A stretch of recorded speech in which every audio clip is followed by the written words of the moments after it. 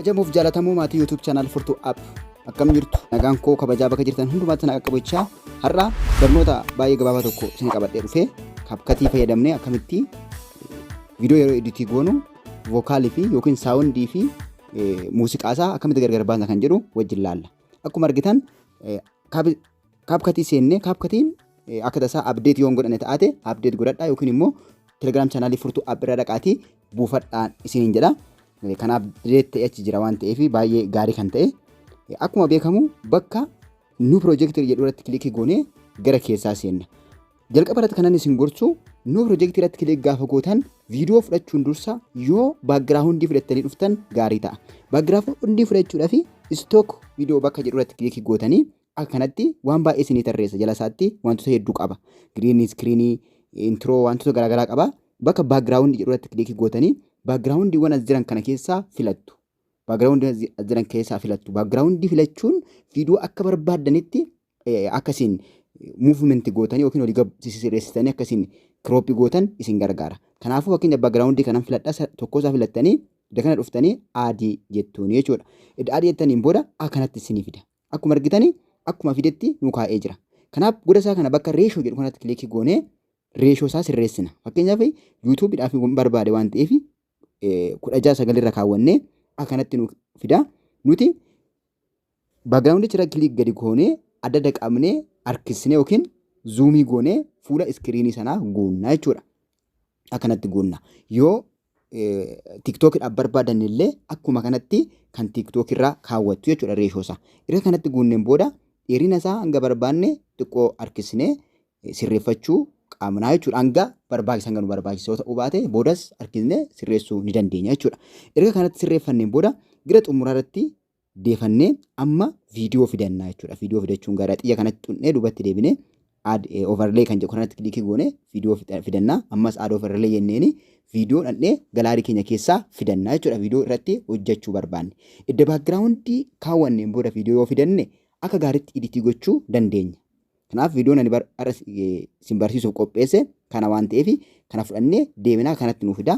Viidiyicha irra kilikii goonee fuula iskiriinii keenya ittiin guutuu taasisna jechuudha. Viidiyoo sana harkisnee zoomii goonee fuula iskiriinii keenya guutuu ittiin goona jechuudha. Amma viidiyoo kan akka barbaanne olii gadi sochoosuu dandeenya. Sababiin isaa backgroundiitu duuba jira jechuudha. Waan tokko waan nu rakkisu takka illee hin qabu jechuudha. Kan nuti wajjin laallu fakkeenyaaf viidiyoo kana sagalee isaatii fi muuziqaa isaa akkamitti gargar baasna. Yoo muuziqaa isaa fayyadamuu barbaadan yeroo tokko muuziqaa qofa yookiin sagalee kilaasikaalii isaa qofa fayyadamuu yoo barbaadan akkamitti sagalee nama sanaa biraa hambistanii sagalee kilaasikaalii fayyadamtuu kan jedhu wajjin ilaallaan xumuraatti na hordofaa.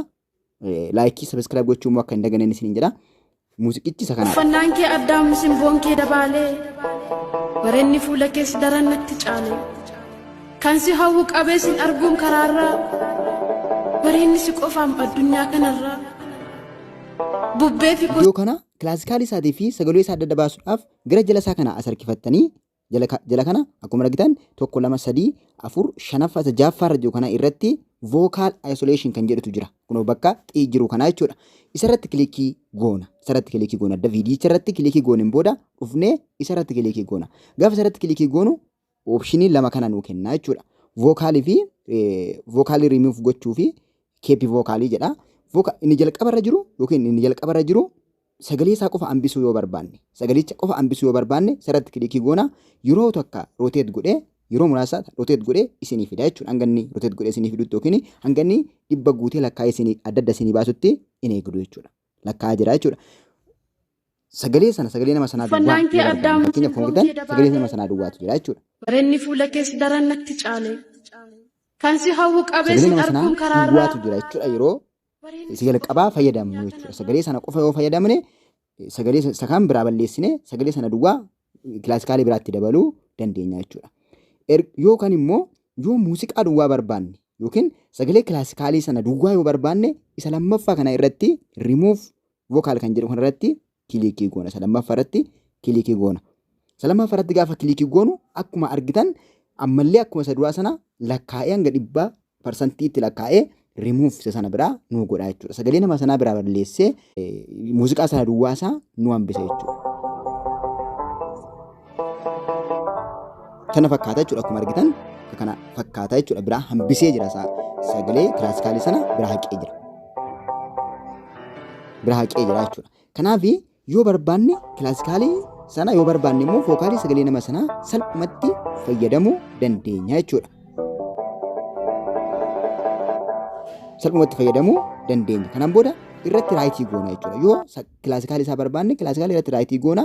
Yoo sagalee nama sanaa barbaanne immoo isa tokkoffaarra kaawwannee raayitii goona jechuudha. Raayitii goona. Kan barbaanne irra keenyee raayitii goona jechuudha kan barbaanne. Yeroo baay'ee viidiyoo garaagaraa yeroo viidiyoo garaagaraa hojjennu baay'ee kilaasikaalii fayyadamuu yoo barbaanne akka kanatti sana biraa hambisuu dandeenya jechuudha bifa salphaa ta'een. Kanaaf erga akka kanatti sirreessineen booda amma viidiyoo barbaanne fidnee itti da'uu dandeenya jechuudha. Adda kilaasikaalii isaa adda baafanneen booda fakkeenyaaf viidiyoo tokko fidee itti da'ee isinitti agarsiisa akkuma argitan. Akka kanatti muuziqaa isa sana fayyadamnee viidiyoo immoo kan biraa kan ofii keenya arganne viidiyoo koopiraayitii hin qabne fayyadamnee bifa salphaa ta'een baay'ee gaarii kan ta'e akka kanatti kireet godhachuu yookiin kaapkatii fayyadamnee hojjechuu dandeenya jechuudha. Kan barbaanne irra vookaalii yoo barbaanne vookaalii irraa yoommoo uffannaan kee addaam simboon kee dabaalee saawundii barbaanne saawundii irra bareedni fuula keessa daran natti caale kireet goonee yookiin idiit godhachuu dandeenya jechuudha. Kanaan booda walqixxeessinee bakka walqixa ta'etti ispiriit irraa gooneen booda yookiin irraa murreen booda isa achi hafe sana dileetii goona jechuudha. Kanallee ispiliitii goonee kaanee isa achi hafe irraa dileetii goonee salphumatti bifa gaarii ta'een akka kanatti qopheeffannaa jechuudha. Erga kanatti walqixxeeffattaniin booda akkuma bakka kafar jettu kanarratti kiliikii gootu. Bakka kafar kanatti kiliikii gootanii kun tambileenii isaa akka bareeda ta'e yookiin kafarii bareeda ta'e akka inni qabaatuuf isin gargaara. Harkistanii bakka bareeda ta'e irra kaawwatu. Akkuma argitan kunoo fakkeenya bakka kana yoo ta'e gaarii ta'a. Erga bakka kanarra keessaniin booda asumarratti dhaabdanii kaatanii gubbaa bakka seefii sana seefii gootu. Kafariinsaa akkuma argitan seefii ta'ee jira jechuudha kafariin viidiyoo kanaa jechuudha. Kana booda bakka 720 sana gadi xunnee kaanee akka kanatti seefii godhannaa jechuudha bifa gaarii ta'een. Kanaaf akka kanatti itti gargaaramaa laayik gochuu hin dagatinaa. Bultoota keessan biroofis sheer godhaa. Yeroo gaarii viidiyoo biraatiin wal agarraa. Nagaan naa tura. Nagaatti.